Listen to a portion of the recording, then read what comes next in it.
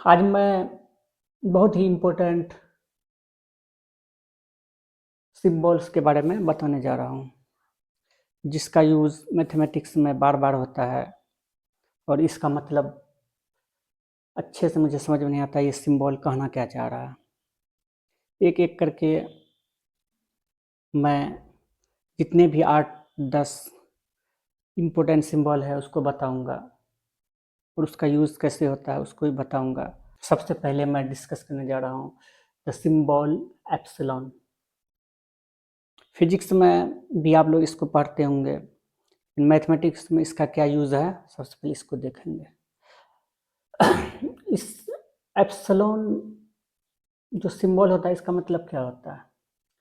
इसका मतलब ये होता है अगर कोई सेट है, सेट के अंदर जो भी एलिमेंट होता है उस एलिमेंट को हम लोग इस एप्सिलॉन के द्वारा ही दिखाते हैं।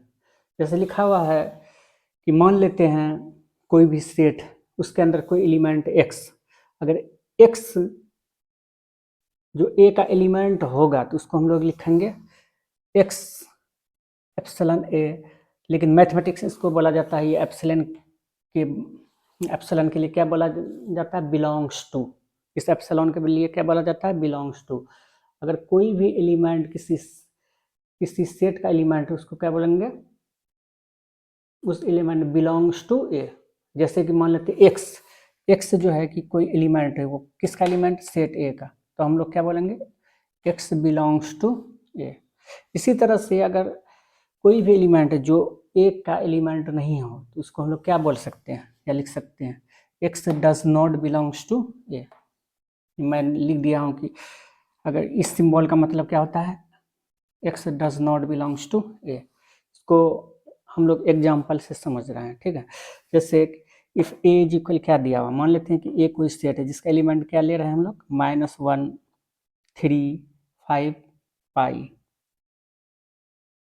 तो हम लोग देख रहे हैं -1 जो है वो ए का एलिमेंट है, तो हम लोग क्या लिख सकते हैं, -1 बिलोंग्स टू ए। इसी तरह से 5 भी ए का एलिमेंट है, 5 ए का एलिमेंट है जिसको हम लोग क्या लिख सकते हैं, 5 बिलोंग्स टू ए।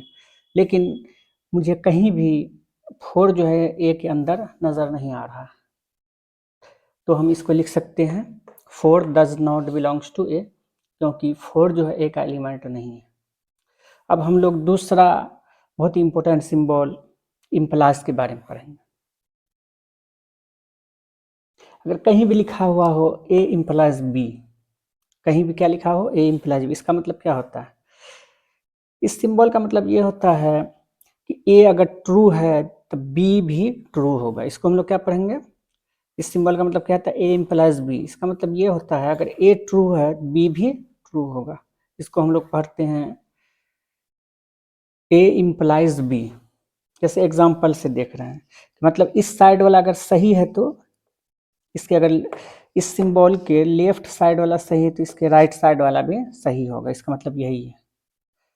जैसे हम लोग देख रहे हैं यहाँ लेफ्ट साइड वाला सही लेकिन राइट साइड वाला सही नहीं, क्योंकि अगर ए सबसेट बी होगा तो हम लोग पहले पढ़ चुके हैं, ए सबसेट बी होगा, ये जरूरी नहीं है कि ए बराबर बी हो। ये एक ही कंडीशन में होता है, जब ए सबसेट बी हो और बी सबसेट ए हो, तभी जो है कि ये मेरा इम्प्लाइज ट्रू होगा। क्योंकि ए सबसेट बी का मतलब ये नहीं है कि ए बी के बराबर ही हो, इसलिए यहाँ जो है कि ये सिंबल अप्लाई नहीं होता। इसी तरह से हम लोग देखते हैं जब दो लाइन एक दूसरे को इंटरसेक्ट करता है, दो लाइन किसी एक पॉइंट पर अगर एक दूसरे को इंटरसेक्ट करता है तो उसका अपोजिट एंगल क्या होता है, इक्वल होता है। जैसे हम लोग यहाँ ले रहे हैं तो इसमें देख रहे हैं कि L1 और L2 ये इस पॉइंट पर इंटरसेक्ट कर रहा है, तो इसका मतलब ये हुआ इसका अपोजिट एंगल, इसका अपोजिट एंगल ये और इसका अपोजिट एंगल ये, दोनों क्या हो जाएगा, इक्वल हो जाएगा। इसी तरह से इस सिंबल का मतलब क्या होता है, इसको हम लोग पढ़ते हैं implies and implies by B. पहले हम लोग पढ़े थे क्या, इम्प्लाइज। अब ये भी सिंबल इम्प्लाइज की तरह, लेकिन इसके दोनों साइड क्लोज है। और इम्प्लाइज में एक साइड क्लोज रहता है और एक साइड ओपन रहता है। इस सिंबल को हम लोग इम्प्लाइज भी पढ़ सकते हैं, या आई डबल एफ भी लिखा कहीं रह सकता है, आई डबल एफ हो, या इफ एंड ओनली इफ, या ये सिंबल, ये तीनों का मतलब एक ही होता है। कहीं भी ये तीनों बातें लिखी हो तो इन तीनों को मुझे एक ही इन तीनों से मुझे एक ही मतलब समझ में आती है। और ये मतलब क्या है, अगर ए ट्रू है बी भी ट्रू होगा और इसका उल्टा भी सही है। उसमें था कि ए अगर ट्रू है इम्प्लाइज में, बी भी ट्रू हो, लेकिन इसमें क्या है, इसका उल्टा भी। मतलब मुझे दाएं साइड को भी प्रूव करना और बाएं साइड वाले को भी। इसका यूज होता है मैथमेटिक्स में, जब हम लोग आगे कैलकुलस वगैरह पढ़ेंगे तो उसमें कैसे इसका यूज होता है मैं आपको बताऊंगा, ठीक है। इससे एग्जांपल देख लेते हैं। 4x-5, इसमें यह है कि दाएं साइड वाला भी ट्रू है और बाएं साइड वाला भी, इसका उल्टा भी। मतलब कि x का वैल्यू अगर यहाँ 2 में रख दूं तो ये 3 हो जाएगा। मतलब दोनों साइड से आप प्रूफ इसको कर सकते हैं। इसी तरह से अगर दो लाइन एक दूसरे के परपेंडिकुलर हो तो इसका मतलब क्या होता है, दोनों के बीच का एंगल कितना है, 90 डिग्री। ये बिल्कुल हम दोनों तरह से प्रूव कर सकते हैं कि अगर दो लाइन के बीच का एंगल 90 डिग्री हो तो दोनों लाइन क्या होता है, एक दूसरे पर परपेंडिकुलर होता है। अब अब दूसरा सिंबल हम लोग पढ़ रहे हैं, लेस देन और ग्रेटर देन का। पहले अगर ये सिंबल लिखा रहे कहीं, इसको पढ़ा जाता है A less than and equal to B. इसका मतलब ये होता है, अगर ए, इस सिंबल का मतलब ये होता है ए बी से या तो छोटा होगा या बराबर होगा, उससे बड़ा नहीं हो सकता है। जैसे हम लोग एग्जांपल ले रहे हैं, 2 जो है 3 से छोटा है तो हम लोग ये लिख सकते हैं।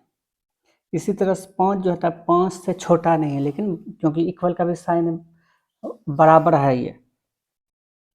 इसी तरह से 5 जो है 5 से छोटा है। 5 क्या है, 5 से छोटा नहीं है, लेकिन 5 5 के बराबर है, क्योंकि ये लेस देन के साथ साथ इक्वल का भी सिंबल दिया हुआ है, इसलिए ये ट्रू हो जाए। लेकिन 7 जो होता है 6 से कभी भी छोटा नहीं होता है, इसीलिए ये सिंबल यहाँ रॉन्ग हो जाएगा। इसी तरह से अगर ये सिंबल कहीं लिखा रहे, इसका मतलब क्या होता है, ए इज ग्रेटर देन बी। इस सिंबल का मतलब क्या होता है, ए बी से बड़ा है या बी के बराबर है।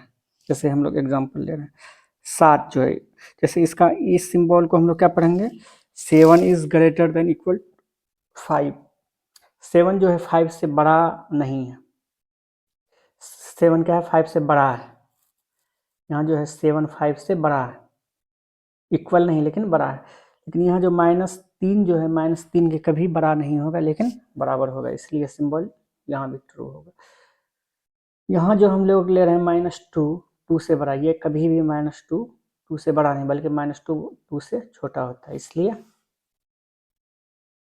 यहाँ हम लोग नहीं लिख सकते, ये क्या इनकरेक्ट हो जाएगा। इसी तरह से अगर इस तरह का कहीं सिंबल लिखा हुआ हो, मैक्स A1 A2 A3, इस सिंबल का मतलब होता है जितने भी नंबर है उसमें सबसे बड़ा नंबर क्या है, ठीक है, जितने भी नंबर है उसमें सबसे बड़ा क्या है। जैसे कि हम लोग एग्जाम्पल से देख रहे हैं, 4 - 2 7 8 11, इसमें सबसे बड़ा क्या है, मेरा सबसे बड़ा नंबर है 11। इसी तरह से अगर मीन A1 A2 से लेकर AN तक रहे, इस सिंबल का मतलब होता है जितने भी नंबर है उसमें सबसे छोटा नंबर क्या है।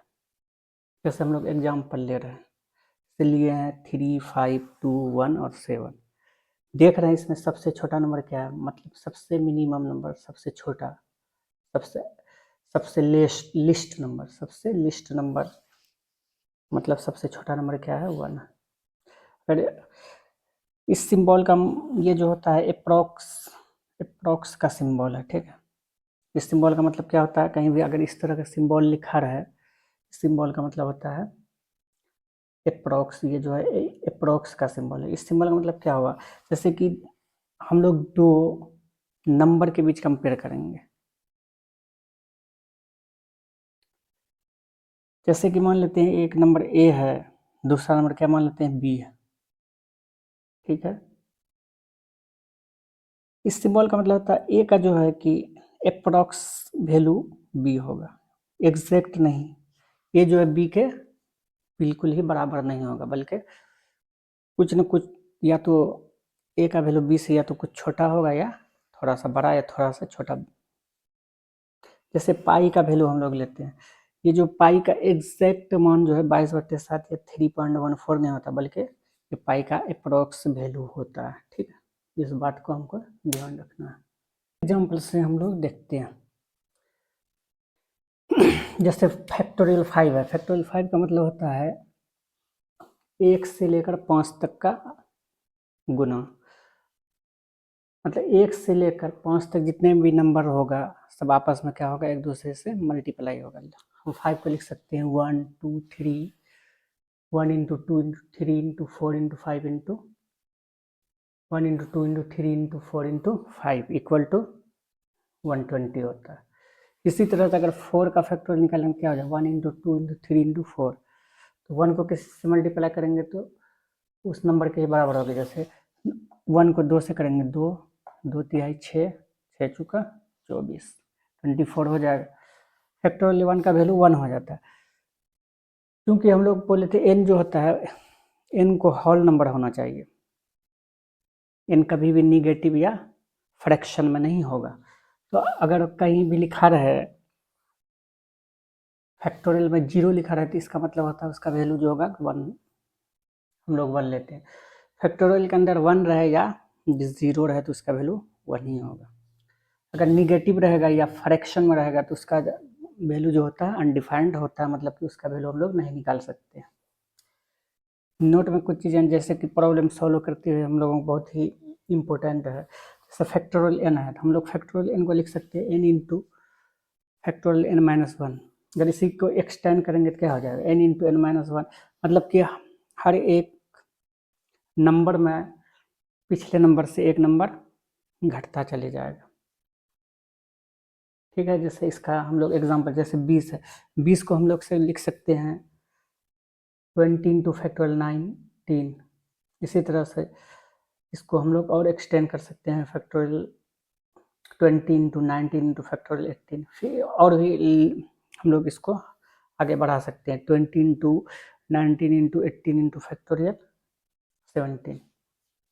इसी तरह अगर x प्लस 4 है तो इसको हम लोग लिख सकते हैं x प्लस 4, और इस नंबर में एक नंबर घटता चले जाएगा। जैसे कि x प्लस 4 में घटेगा तो x प्लस 3, इसी तरह से फिर x प्लस 3 में घटाएंगे x प्लस 2 आता चले जाएगा। इसी तरह अगर 2x माइनस 2 है क्या हो जाएगा, अगला अगर फैक्टोरियल लिखेंगे तो क्या हो जाएगा, उसमें से पहले में से एक घट जाएगा। जैसे -2 में से एक घटेगा तो -3 हो जाएगा, 2x माइनस 3, फिर -3 में से एक घटाएंगे -4 आता चले जाएगा। इसका यूज़ कैसे होता है मैं आपको बता रहा हूँ। जैसे अगर फैक्टोरियल 5 बाई फैक्टोरियल 3 लिखा हुआ है, 5 को हम लोग लिख सकते हैं 5 इंटू 4 इंटू फैक्टोरियल 3। फैक्टोरियल 3 के बाद भी हम लोग लिख सकते हैं 3 इंटू फैक्टोरियल 2, क्योंकि नीचे फैक्टोरियल 3 है इसलिए यहीं तक हम लोग छोड़ देंगे ताकि ऊपर और नीचे वाला कट जाए। मेरा कट जाने के बाद क्या होगा, 5 इंटू 4 20 हो जाएगा। इसी तरह से अगर यहाँ factorial 10 into factorial 4 by 3 factorial 3 into factorial 14 है। इसमें से जो नंबर कट रहा है पहले मुझे उसको काट देना है, क्योंकि यहाँ फैक्टोरियल 14 है और यहाँ फैक्टोरियल 10 है, तो 14 को हम फैक्टोरियल 10 के फॉर्म में लिख सकते हैं। कैसे लिख सकते हैं, जैसे कि फैक्टोरियल 14 है तो 14 into 13 into 12 into 11 into factorial 10, क्योंकि ऊपर भी फैक्टोरियल 10 है नीचे भी फैक्टोरियल 10, उसको क्या करेंगे लोग काट देंगे तो फिर भी एक फैक्टोरियल बच जा रहा है। तो मेरा ऊपर और नीचे में बड़ा है और ऊपर में बड़ा और नीचे क्या है छोटा है। फैक्टोरियल 4 से हम लोग फैक्टोरियल 3 पर पहुंच सकते हैं। कैसे पहुंच सकते हैं कि फैक्टोरियल 4 को लिख सकते हैं 4 इंटू फैक्टोरियल 3, ये इसको काटने के बाद मेरा ये नंबर आ जाता है। सिंबल ई का मतलब क्या होता है, ई जो होता है एक इरेशनल नंबर है जिसका वैल्यू हम लोग कितना लेते हैं एग्जैक्टली। ई जो है क्या है, इरेशनल नंबर जिसका वैल्यू हम लोग अप्रोक्स वैल्यू लेते हैं 2.71, 8281, 8284, क्योंकि रेशनल नंबर है ये इन्फानाइट तक आएगा, लेकिन हम लोग यूजुअली इसका जो वैल्यू लेते हैं डेसिमल के बाद 2 ही डिजिट तक लेते हैं, 71, 2.71 एक यूजुअली हम लोग इसका वैल्यू लेते हैं। इसी तरह से अगर कहीं लिखा रहा है आपको सिंबल EXP, इसको पढ़ा जाता है एक्सपोनेंशियल ऑफ एक्स, इसका मतलब क्या होता है? इसका मतलब होता है EXP का मतलब होता है e का पावर x। EXP का मतलब क्या होता है? e का पावर x। जैसे EXP3 है, यहाँ x की जगह 3 है तो e का पावर 3 हो गया। यहाँ EXP cos x है तो e का पावर क्या हो गया? cos x हो गया। तो x की जगह जो भी रहेगा e के पावर में वो आ जाएगा, ठीक है। इसी तरह से लॉग के लिए हम लोग 2 सिंबल यूज करते हैं, एक होता है ln x और एक होता है lg x, ठीक। ln x का मतलब क्या होता है? ln x का मतलब होता है वैसा लॉग जिसका बेस नीचे वाले को बेस, ऊपर वाले को आर्गुमेंट कहा जाता है। जिसका बेस e हो उसको हम लोग ln x कहते हैं। जैसे एग्जांपल, जैसे ln4 है, इसका मतलब क्या हुआ? Log base e argument 4। इसी तरह से ln10x, इसको हम लोग लिख सकते हैं लॉग बेस e 10x, ठीक है। इसी तरह से अगर सिंबल है lgx का मतलब क्या होता है? वैसा लॉग जिसका बेस 10 हो। जैसे मान लेते हैं कि LG100 का मतलब होगा कि LG10 बेस 10 और आर्गुमेंट 100, तो इसका वैल्यू हम लोग कैलकुलेट करेंगे तो 2 आता है। ये मैं आपको लॉग जब अच्छे से पढ़ाऊंगा तो बता दूंगा कि ये वैल्यू 2 कैसे आता है। इसी तरह से अगर कहीं ये सिंबल लिखा रहा है वर्ज एक्स, वर्ज एक्स का मतलब क्या होता है? वर्ज एक्स का मतलब होता है 1 माइनस कॉस एक्स। इसी तरह से अगर लिखा रहा है कवर्ज एक्स, वर्ज एक्स का मतलब क्या हो जाता है? 1 माइनस कॉस एक्स। अगर कवर्ज एक्स लिखा रहे तो इसका मतलब क्या होता है? 1 माइनस साइन एक्स।